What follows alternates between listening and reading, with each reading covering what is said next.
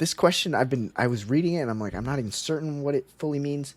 Okay. Do you think we have a society based upon IQ? Oh man, that could go in like 10 different directions. I mean, do I think the predictive? I mean, okay. Well, here's a fact. It's a rather inconvenient fact. It's probably the single greatest point that the liberals have, in my opinion. That the people towards the left of center have. This is the single greatest thing in their support. Is that there are the two greatest predictors of success in America are IQ and conscientiousness. So it's like, it's almost so beautiful because it's like the liberals say, like, look, man, we're not all born in the same situations. We're not all born with the same set of resources at our disposal. We should have a certain level of wealth distribution given that fact. It's like, fair enough, man. If you're born with a below average IQ, you are not going to do as well, statistically speaking, okay? Statistically speaking. Well, the conservatives say, like, well, if you just work hard, you can do anything.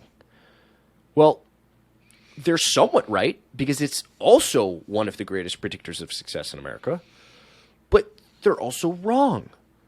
Because if you have an IQ below 100, the probability that you're going to become a neurosurgeon is like 0. Because it's just that complicated. And it's like IQ, the IQ literature is just, it's horrible because it's rather depressing, but it's real. So do we have a society based upon IQ? Well, of course, to a certain extent. I mean, do smarter people tend to become doctors and make more money? Yes.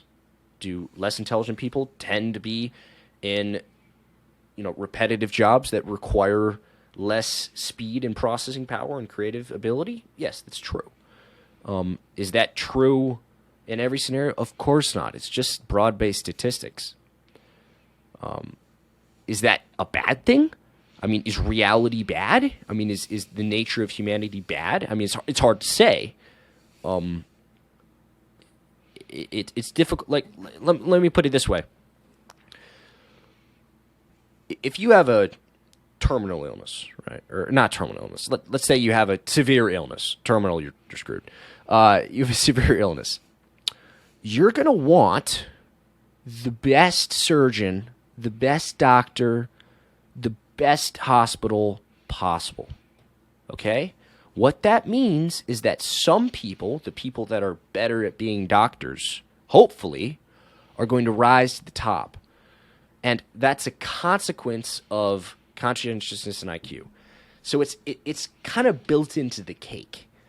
What do you do about it? Well, that's the debate between liberals and conservatives. How much wealth distribution is reasonable without disincentivizing people to actually pursue things? And how much emphasis should we put on the fact that you have personal agency and the ability to, transcend your current state? It's not entirely clear. That's where the debate is. And it's individual based. It's individual situations that need to be evaluated.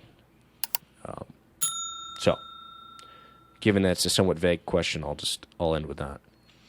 That's a good answer.